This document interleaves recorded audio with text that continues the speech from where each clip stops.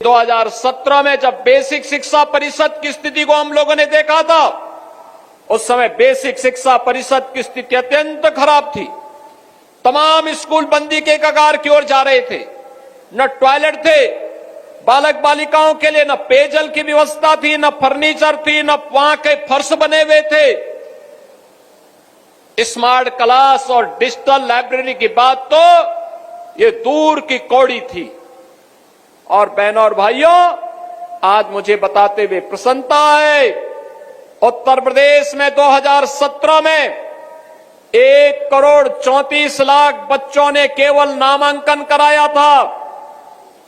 इसमें 60% बच्चे ऐसे थे जो कभी स्कूल नहीं जाते थे। और आज मुझे बताते हुए प्रसन्नता है, स्कूल की कायाकल्प होने के बाद उत्तर प्रदेश के अंदर आज के दिन पर गत वर्ष हम लोगों ने 1,91,00,000 बच्चों को डीबीटी के माध्यम से 1,200 रुपये हर बच्चे के अभिभावक के अकाउंट में हम लोगों ने भेजने का काम किया। स्कूलों में 96% विद्यालय ऐसे हैं जिनमें ऑपरेशन कायाकल्प के माध्यम से वहां पर बालक बालिकाओं के लिए अलग अलग टॉयलेट की व्यवस्था, पेयजल की व्यवस्था, स्कूल की फ्लोरिंग की व्यवस्था, स्मार्ट क्लास की व्यवस्था, डिजिटल लाइब्रेरी की व्यवस्था, फर्नीचर की व्यवस्था की।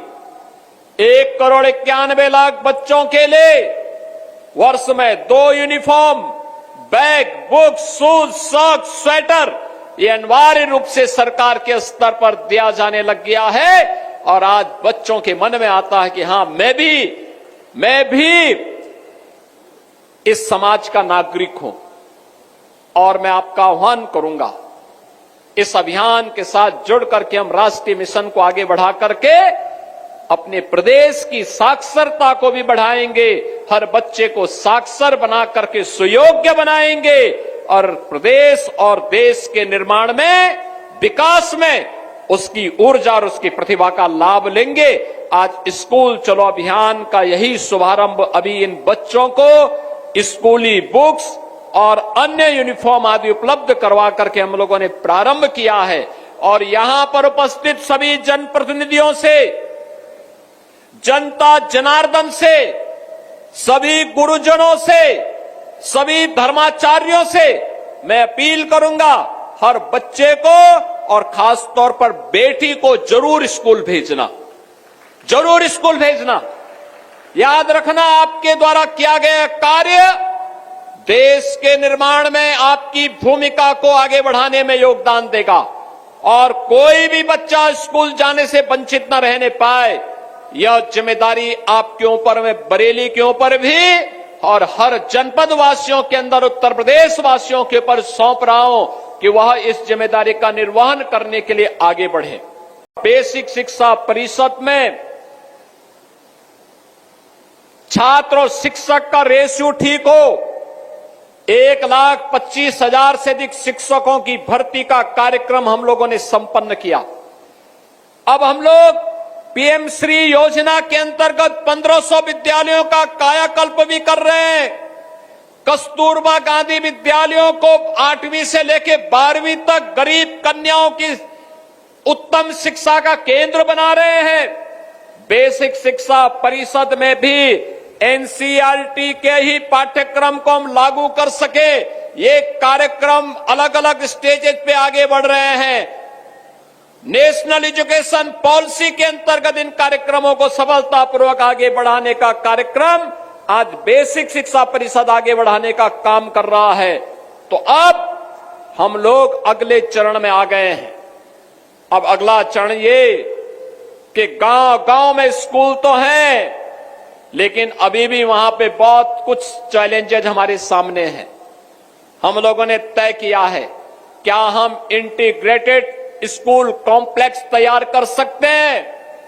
और आज मुझे बताते हुए प्रसन्नता है, बरेली के अंदर सरदार अटल बिहारी वाजपेयी जी, पूर्व प्रधानमंत्री जी के ये शताब्दी वर्ष चल रहा है। हम लोगों ने 2023 में सरदार अटल जी के प्रति श्रद्धांजलि व्यक्त करते हुए प्रधानमंत्री मोदी जी के कर कमलों से उत्तर प्रदेश में 16 अटल आवासीय विद्यालय प्रारंभ किए थे। ये 16 अटल आवासीय विद्यालय रजिस्टर्ड बीओसी बोर्ड के श्रमिकों के बच्चों के लिए शुभारंभ किया था। आज बरेली का अटल आवासीय विद्यालय प्रारंभ होने जा रहा है। अभी नवाबगंज में थोड़ी देर में हम लोग जाएंगे। 70 करोड़ रुपए की लागत से लॉजिंग फूडिंग की सारी व्यवस्था वहां पर उन बच्चों के लिए हम लोग उपलब्ध करवाते हैं।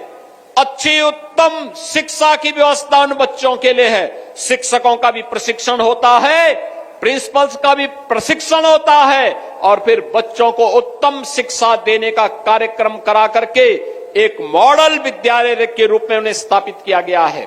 और उस तर्ज पर बेसिक शिक्षा परिषद ने भी हर जनपद में मुख्यमंत्री कंपोजिट विद्यालय को प्रारंभ करने का निर्णय लिया है।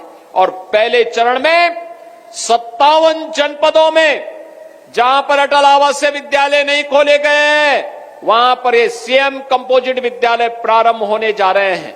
ये मॉडल होगा पहले चरण जनपद स्तर पर। दूसरे चरण में हम लोग इसको लेकर के आएंगे तहसील स्तर पर यानी विधानसभा स्तर पर।